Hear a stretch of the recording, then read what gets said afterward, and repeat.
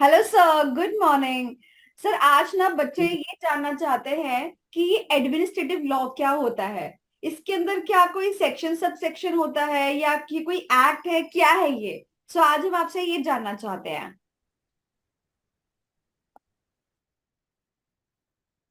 देखो बच्चों, मुझे लगता है आप लोगों ने कुछ पढ़ा है इसके बारे में। जो वेरी फर्स्ट क्वेश्चन आया है कि ये लॉ या एक्ट क्या है या नहीं है, इट मीन्स आप लोगों ने कुछ ना कुछ स्टडी कर लिया। सो पहला आंसर मैं यही दूंगा और उसके बाद मैं इसकी मीनिंग वगैरह या इसको क्या है इसके बारे में बताऊं। सो इसको समझने के लिए हमें समझना होगा हमारा कॉन्स्टिट्यूशन, हमारे एक्ट्स और हमारे लॉ। सो बेसिकली जो हमारा कॉन्स्टिट्यूशन ऑफ इंडिया है, ये हमारा बेस कॉन्स्टिट्यूशन है। ये ईच एंड एवरी पर्सन पर एप्लीकेबल है। कॉन्स्टिट्यूट असेंबली से इसको स्वीकार किया गया था। बेसिकली ये भारत के सब लोगों पर एप्लीकेबल है और इसको हम क्या कह सकते हैं, प्राइमरी लॉ, बेसिक लॉ। और अगर बच्चों तुम लोगों को ध्यान आ रहा हो तो तुमने आईपीसी में या उसमें जुरिस्प्रूडेंस में पढ़ा होगा कि लॉ क्या होता है, definition of law. Juris. Okay, so law में ऑस्टिन साहब ने कुछ कहा था, याद आ रहा होगा। ठीक है। लॉ हैने इज द लॉ हैने इज द लॉ हैने इज का द कुछ कहा कमांड। होगा। Hmm. Okay, command of so sovereign. ठीक है। तो एक चीज तो ये करेंगे आज हम, जैसे बच्चे बोल रहे हैं आउट ऑफ कंट्रोल हो रहे हैं। सो ये क्लास हमारी पार्टिसिपेटिव क्लास रहेगी। कोई भी बच्चा कुछ भी बोलेगा, सब्जेक्टिव बोलेगा लेकिन, ठीक है। सो दैट हमें ये एकेडमिक क्लास नहीं करनी है, एजुकेशनल क्लास नहीं करनी है। मुझे तो इन लेक्चर्स में फंडामेंटल क्लियर करने हैं कि आप कोई भी सब्जेक्ट हो उसके ऊपर आपकी नॉलेज अपडेशन होनी चाहिए। और वंस आपकी नॉलेज अपडेट हो गई है तो आप उसके बारे में अपने वर्ड्स में लिख सकते हैं। ठीक। बिकॉज अगर किसी की डेफिनेशन हम देखें, व्हाट इज डेफिनेशन, डेफिनेशन क्या है, कोई आदमी कुछ बोलता है, कोई आदमी कुछ बोलता है, किसी आदमी के कुछ विचार हैं। ठीक। सो एक ही सब्जेक्ट को हर आदमी अपने एंगल से कहता है तो हम उसको कह लेते हैं कि ये उसकी डेफिनेशन है।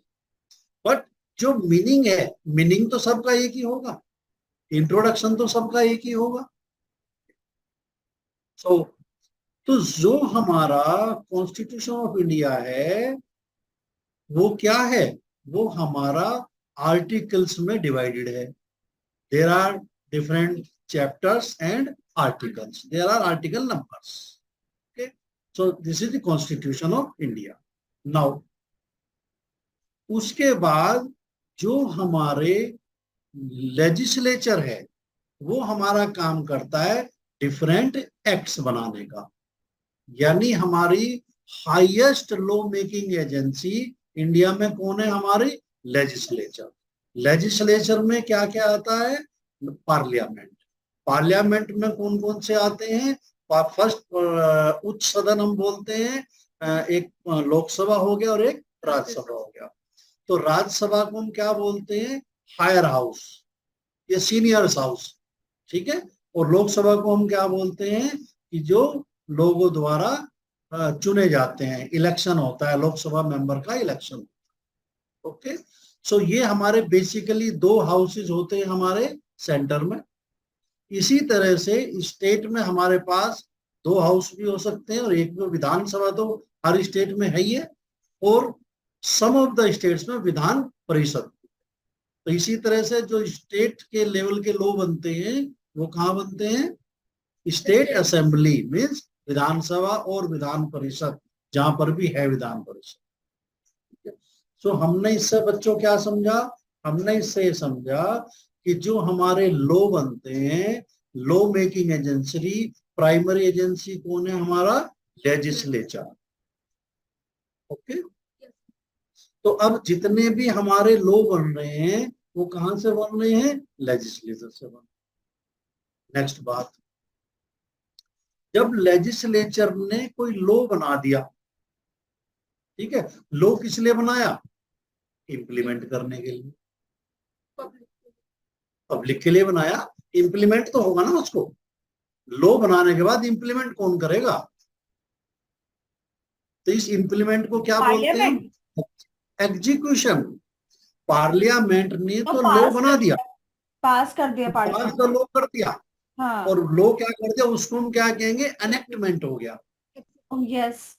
इनेक्टमेंट हो गया। जैसे मान लीजिएगा लोकसभा से पास हो गया एक बिल, दूसरा वो राज्यसभा से भी पास हो गया बिल, वो दोनों सदनों से जब पास हो जाता है तो वो कहाँ जाता है? हमारे प्रेसिडेंट साहब के पास जाता है। जब प्रेसिडेंट साहब उसके ऊपर अपनी एसेंट दे देते हैं तो it becomes a act, it becomes a law. ठीक, तो क्या हुआ? अच्छा, अब एक चीज और समझिए, क्योंकि इस लेक्चर में मैं तुम्हारे कुछ फंडामेंटल क्लियर करना भी चाह रहा हूं, तो तुम्हारे जाल समझ में आएगा ये जाल है क्या है। तो जो एक्ट बन गया, ये आपने कि आईपीसी में या कॉन्स्टिट्यूशन में या कहीं ना कहीं आपने पढ़ा होगा कि कोई भी एक्ट बनेगा वो किसके साथ होना चाहिए? वो होना चाहिए हमारे कॉन्स्टिट्यूशंस के रेफरेंस में।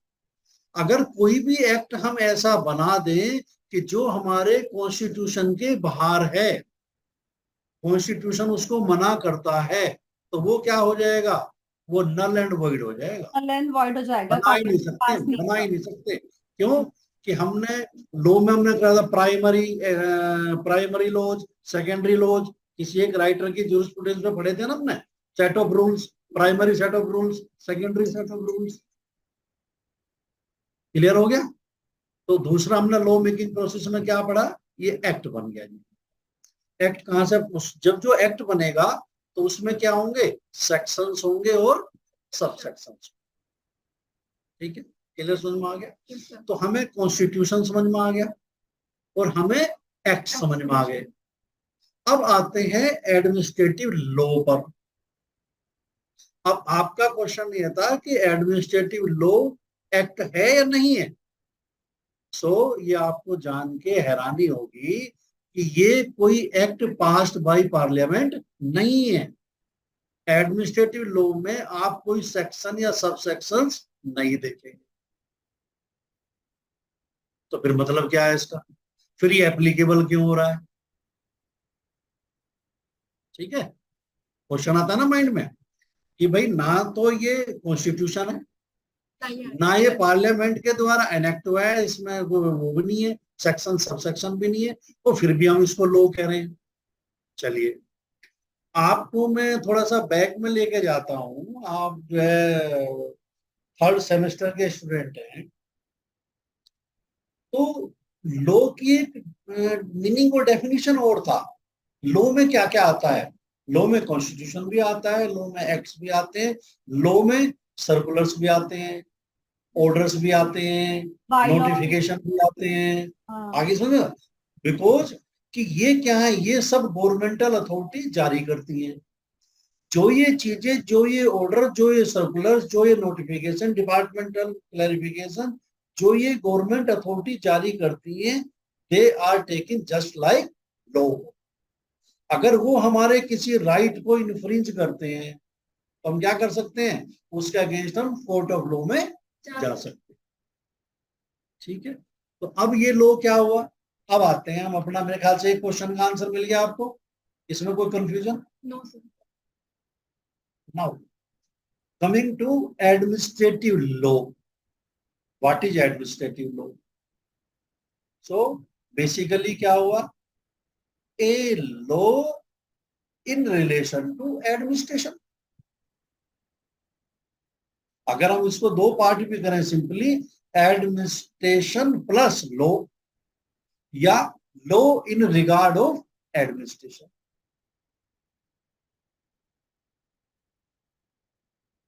ठीक है, सिंपल समझ में आ गया? Law in regard of administration. अभी हमने समझा लो, लो क्या है, एडमिनिस्ट्रेशन के रिगार्ड में लो क्या है, एडमिनिस्ट्रेशन समझ लेते हैं पहले। What is administration?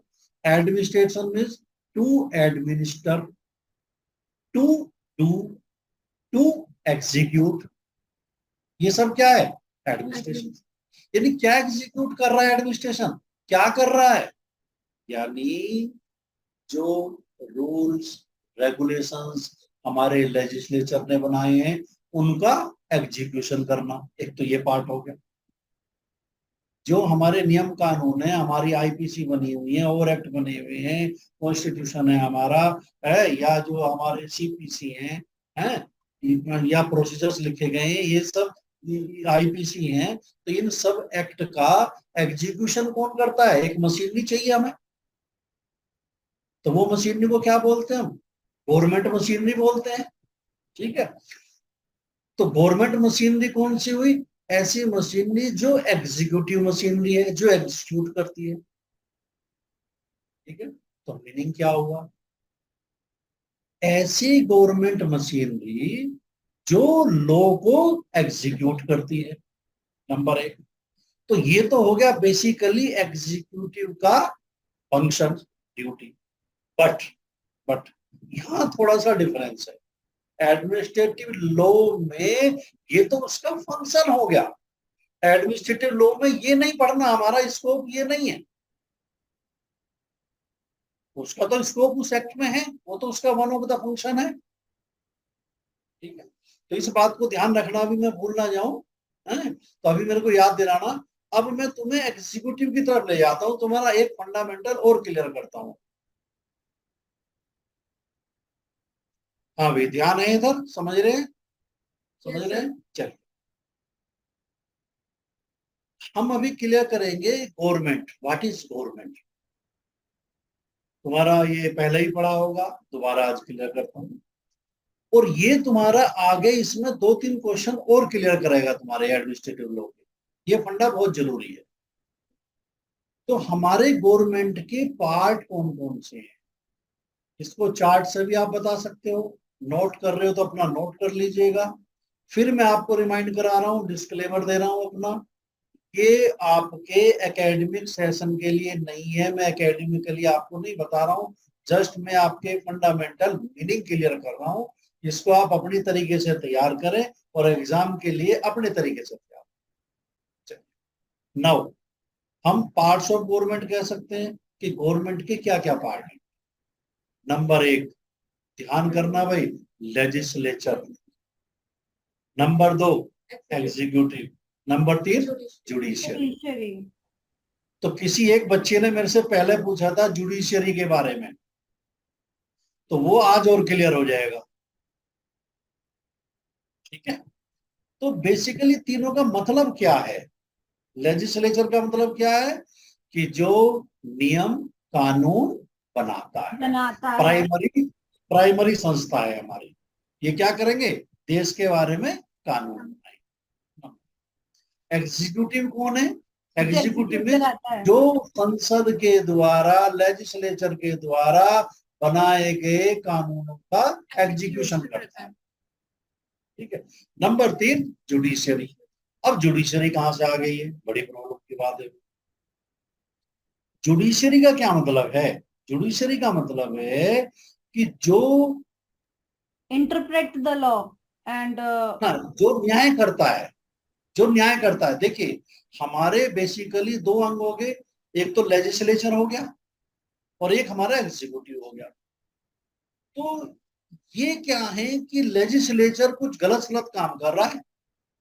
कैसे, क्या लेजिस्लेचर कोई ऐसा एक्ट बना सकता है जो कॉन्स्टिट्यूशन के बाहर हो, नहीं बना सकता, और उसने बना दिया। लेजिस्लेचर ने कोई ऐसा एक्ट बना दिया, कोई ऐसा कानून बना दिया जो उसकी इजाजत हमें कॉन्स्टिट्यूशन नहीं देता। तो इस केस में हम क्या करेंगे भाई, लेजिस्लेचर ने तो बना दिया, ठीक है, और एग्जीक्यूशन वाला क्या कहेगा, भैया उसने बना दिया और मेरा काम क्या है, एग्जीक्यूट करना, तो मैं तो इसको एग्जीक्यूट कर रहा हूं। तो इसमें मरेगा कौन, पीड़ित पक्ष कौन रहेगा इसमें, पब्लिक रहेगी। तो पब्लिक क्या करेगी, पब्लिक जो है कहाँ जाएगी? कोर्ट ऑफ लॉ में। कोर्ट ऑफ लॉ कौन है? जुडिशियरी। क्या कहेगी जाके वहां कि सर देखिए, श्रीमान जी देखिए, ये लेजिस्लेचर ने ये एक्ट बनाया है और ये एक्ट मेरे फंडामेंटल राइट्स को खत्म करता है, ठीक है, या ये गलत है, या ये सारा ही गलत है, या ये आधा गलत है, ठीक है, तो आप सर इसको देखिए, ठीक है। सो कोर्ट क्या करता है? अब उसमें आ जाता हूं मैं, जो आपने पहले पढ़ा होगा, फिर मीनिंग बताता हूं उसका। So each and every individual has a right to go to the Supreme Court और हाई कोर्ट। किस केस में? If his fundamental rights are, violated. ठीक है। अब देखिएगा, हाई कोर्ट किस सेक्शन में जाएगा? आर्टिकल 226 में जाएगा। सुप्रीम कोर्ट में कहा जाएगा? कौन से उसमें आर्टिकल में जाएगा? 32 में जाएगा। ये तुम लोगों ने अपने वन में, सेमेस्टर वन में, टू में कहीं ना कहीं पढ़ा होगा, कॉन्स्टिट्यूशन में या उसमें कहीं ना कहीं पढ़ा होगा। और ये चीजें आपको याद रहनी चाहिए। जब भी मेरे कोई फंडामेंटल राइट इफेक्ट होगा तो I have direct option to go to the Supreme Court और हाई, ठीक है। अब तुम लोगों ने एक चीज और पढ़ी होगी, मैं थोड़ा सब्जेक्ट ये कर रहा हूँ, पढ़ा तो मैं एडमिनिस्ट्रेटिव लॉ रहा था, लेकिन उसमें थोड़ा सा जल्दी से वापस आ जाता हूँ। तो वो सुप्रीम कोर्ट क्या कर सकता है? अगर कोई भी एक्ट कॉन्स्टिट्यूशन के बाहर बना है तो वो उस एक्ट को फुल्ली डिलीट कर सकता है, ठीक है। और ऑल्टरेट कर सकता ये है। पावर उसको उसको ऑल्टर कर सकता है? नो, ऑल्टर नहीं कर सकता। उसको डिलीट कर सकता है, पार्टली डिलीट कर सकता है, पार्टली अलाउ कर सकता है। तुम लोगों ने तीन कंसेप्ट, एक्लिप्स का कंसेप्ट पढ़ा होगा, कुछ याद आ रहा हो तुम्हें तो, सेमेस्टर में। वो तो सर हमने ऐसे ही रट के पार कर लिया था। वो उसको नहीं, वो उसको ऐसे बोल सकता है ना कि ये वाला पोर्शन उसको चेंज करके लेके आओ, फिर मैं एक्सेप्ट करूंगा। Yes yes. ये देखो बोल ध्यान सकता करिए है। हाँ। कि हमारे कॉन्स्टिट्यूशन में लेजिस्लेचर को, जुडिशियरी को सेपरेट सेपरेट इनके दायरे किए गए हैं। अगर कोई चीज सुप्रीम कोर्ट को, जुडिशियरी को गलत लगती है तो वो क्या करेगा? अगर वो अनकॉन्स्टिट्यूशनल है तो उसको डिलीट मार देगा वहीं। और ये पावर सुप्रीम कोर्ट के पास कहाँ है? आर्टिकल 13 में रिव्यू पावर, ठीक है। आर्टिकल 13 में सुप्रीम कोर्ट की रिव्यू पावर है, ठीक है। इसमें जब कभी मैं कॉन्स्टिट्यूशन के बारे में बात करूंगा तो हम ध्यान करेंगे कि कुछ अमेंडमेंट्स किए थे इंदिरा गांधी गवर्नमेंट के दौरान में, इस आर्टिकल 368 में, और उसको सुप्रीम कोर्ट ने टर्न डाउन कर दिया था, ठीक है। तो रिव्यू पावर रहती है सुप्रीम कोर्ट के पास। चलो खत्म हो गई। अब देखो, मुद्दे से मैं फिर भटक गया। मैं क्या बता रहा था, मुझे याद दिलाओ। एग्जीक्यूटिव बॉडी है ना ये। हाँ, एग्जीक्यूटिव बता रहा था, ठीक है। अब देखिएगा कि जो हमारे एग्जीक्यूटिव मशीनरी तो पता होना चाहिए। जब हम ये कह रहे हैं एग्जीक्यूशन ऑफ लॉ कौन करती है? एग्जीक्यूटिव्स करती है। तो एग्जीक्यूटिव्स कौन है हमारे देश में? Government of India. नहीं, गवर्नमेंट के तो तीन पार्ट हो गए, लेजिस्लेचर हो गया, एग्जीक्यूटिव हो गया, जुडिशियरी हो गया। जो मिनिस्टर्स वगैरह होते हैं वो करवाते हैं इम्प्लीमेंट। हाँ, लोकसभा के मेंबर, लेजिस्लेटिव मेंबर है वो तो, वो एग्जीक्यूटिव नहीं है। हाँ। हाँ हाँ, चलिए चलिए चलिए, ये थोड़ा सा सही बोली है भावना। ये कह रही है कि आईएएस और आईपीएस ऑफिसर्स, ओके, बिल्कुल ठीक बात है। इसमें जो जिले का टॉप मोस्ट एग्जीक्यूटिव ऑफिसर होता है उसको हम डीएम बोलते हैं, डिस्ट्रिक्ट मजिस्ट्रेट, डीएम, ठीक है। ये जिले का है, लेकिन हम टॉप से शुरू करते हैं। चलिएगा बताता हूँ, हमारे देश का चीफ एग्जीक्यूटिव कौन है? Chief executive. President of India, president of India. ठीक है। चलेगा। उसके बाद में वो किसको अपॉइंट करता है? वो council of ministers and prime minister, ये एग्जीक्यूटिव है। तो जितने भी ये डिपार्टमेंट के मिनिस्टर्स हैं, प्राइम मिनिस्टर्स हैं, ये क्या है? ये भी executive. Governors executive, state ministers executive, IAS officer, PCS officers executive है, डीएम एडीएम। ठीक है, तो ये मेरे ख्याल से अब तुम्हें समझ में आ गया। पुलिस एग्जीक्यूट, यानी जो एग्जीक्यूट कर रहे हैं इनको हम इन टोटो क्या कह देते हैं? एडमिनिस्ट्रेशन बोल देते हैं उसको। ये एक तरह से एडमिनिस्ट्रेटिव स्टाफ हो गया इन टोटलिटी। तो ये जो काम करते हैं क्या कर रहे हैं? ये एडमिनिस्ट्रेशन का। क्लियर हुई बात? ठीक है, चलिएगा। तो अब आते हैं वापस। तो हमने क्या बताया कि एडमिनिस्ट्रेटिव लॉ क्या है, इसमें हम क्या पढ़ेंगे?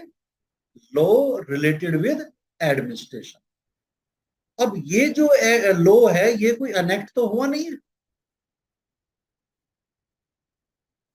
तो इसमें कौन सा लॉ कर रहे हैं?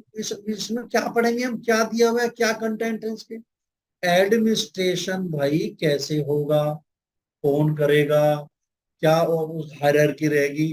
अब तुम सिंपली, अगर तुम्हें याद आ रहा हो तो मैं तुम्हें क्लू दे रहा हूं, तुमने मैनेजमेंट पढ़ा होगा, 11th-12th के स्टूडेंट हाँ, होंगे तो बिजनेस फंक्शंस ऑफ स्टडी पढ़ा होगा, management, functions of management. Function management पढ़ा। तो वो क्या है? एडमिनिस्ट्रेशन ही तो है। ठीक है, इनको क्या करना है? एग्जीक्यूट करना है। एग्जीक्यूट के लिए हमें क्या चाहिए? गवर्नमेंट ऑफिशियल्स चाहिए, वही तो एग्जीक्यूट करेंगे।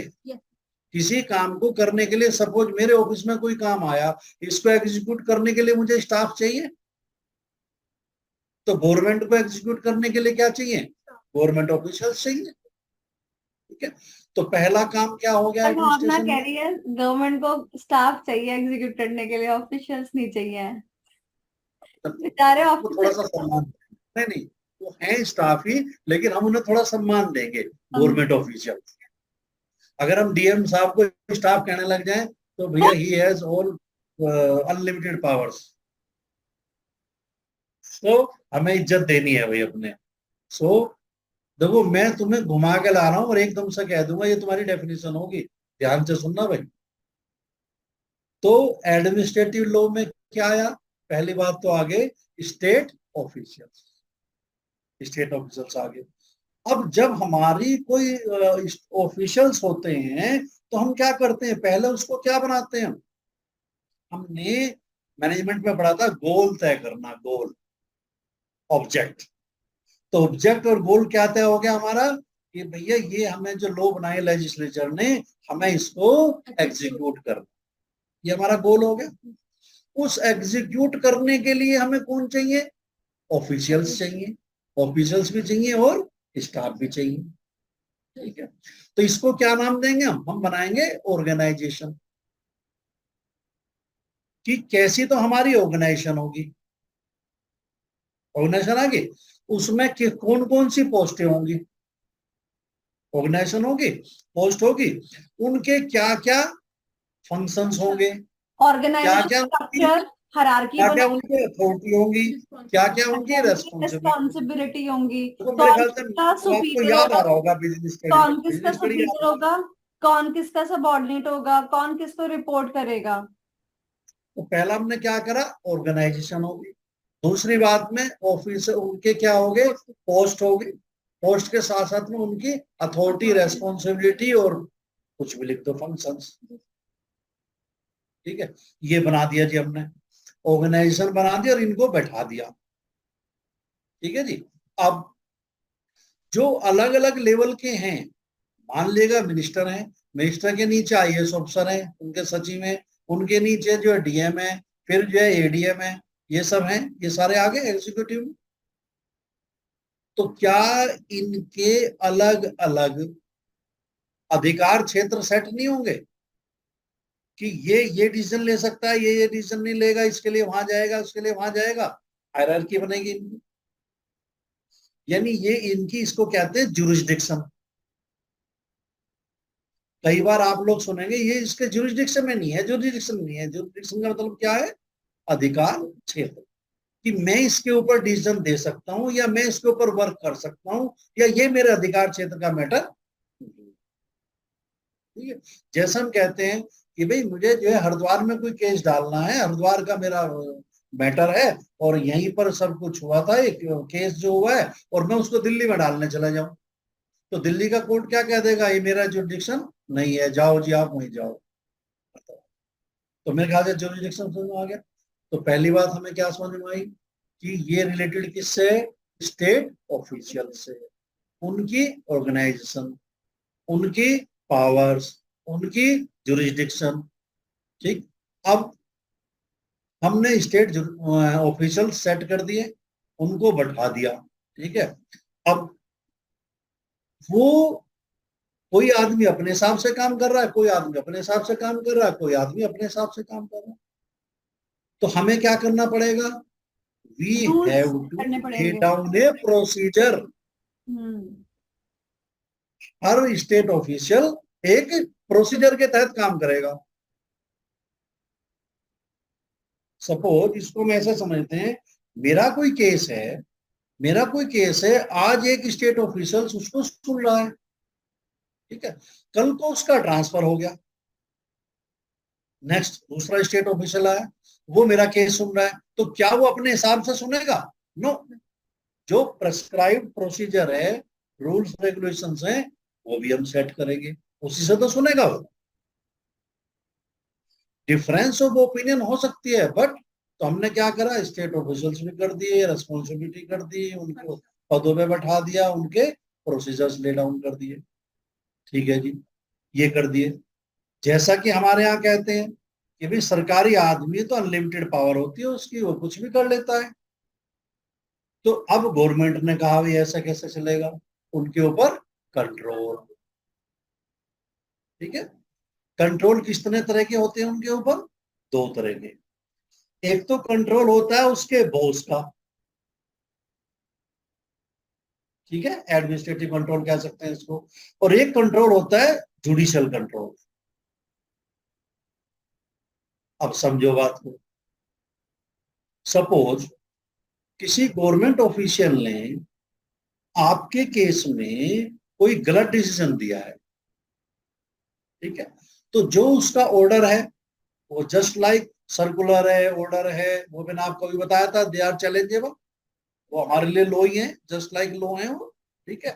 तो हम उनको क्या कर सकते हैं? उसके अगेंस्ट मेरे पास दो रेमेडी है। नंबर एक, या तो मैं उनके एडमिनिस्ट्रेटिव बॉस के पास जाऊंगा, जिस ऑफिसर्स ने ये डिसीजन लिया है कि साहब मेरे साथ ये गलत हुआ है, ये मान नहीं रहे हैं सब। ठीक है। दूसरी बात, अगर मैं वहां नहीं जाता हूं तो मैं कहा जाऊंगा? I have all the right to go to the judicial competent, और ऐसे कोर्ट में जाऊंगा जिसका जुरिडिक्शन लगता है। ठीक है। तो उसको वहां कहूंगा साहब ये गलत हुआ, वो गलत हुआ है। तो इसका मतलब क्या हुआ है? कंट्रोल मैकेनिज्म हो गया। तो अंदर से समझो, तुम पेपर लिखते लिखते समझो इस बात को। भाई एडमिनिस्ट्रेटिव लॉ में क्या है? Administrative law in relation to क्या है? स्टेट ऑफिशियल से। ठीक है, नंबर एक। नंबर दो इसका है उसका स्ट्रक्चर बनाना, उसकी हायरार्की बनाना, उनके सबके रूल्स रेगुलेशंस प्रोसीजर डिसाइड करना। ठीक है। और उनके ऊपर कंट्रोल करना। तो इन सब की स्टडी जिस सब्जेक्ट में करते हैं उसको एडमिनिस्ट्रेटिव लॉ बोलते हैं। सोशल में इन सब की स्टडी जिस सब्जेक्ट में करेंगे दैट इज कॉल्ड, यही इसका स्कोप हो गया। कितनी सिंपल बात यस। है कुछ मुश्किल? नहीं, अभी तक जितना हमने समझा, इसमें बताओ कुछ भी समझ में नहीं आया हो तो बोलो भाई। सारे समझ में मतलब ये तो मैनेजमेंट हो गया लॉ का ना। नहीं, लो तो है नहीं ना इसमें। नहीं नहीं, मैं तो एक देखो बात, बात तो सुनो, जितने एडमिनिस्ट्रेटिव भी लॉ लॉ में हमारे हैं, जितने भी हमारे लॉ बने हुए हैं, ठीक उनका है, ये एग्जीक्यूशन करते उनका हैं। ये एडमिनिस्ट्रेशन करता है बैठ के। नहीं नहीं, उनका एग्जीक्यूशन करते हैं। और उन लॉ के, उन एक्ट के एग्जीक्यूशन को ये कैसे करें, उसका स्ट्रक्चर, उसकी ऑर्गेनाइजेशन, उसमें अपनाए जाने वाले तौर तरीके, प्रोसीजर्स, ऐसे करो भाई इसको, और विद कंट्रोल। अगर कंट्रोल नहीं रखा तो ये तो सारे, कोई कुछ करेगा, कोई कुछ करेगा, कोई कुछ करेगा। हाँ। तो किसकी स्टडी होगी? इन चारों चीजों की स्टडी होगी। ठीक है, तो ये मेरे ख्याल से तुम्हें एक ओवरऑल व्यू मिल गया, समझ में आ गई बात।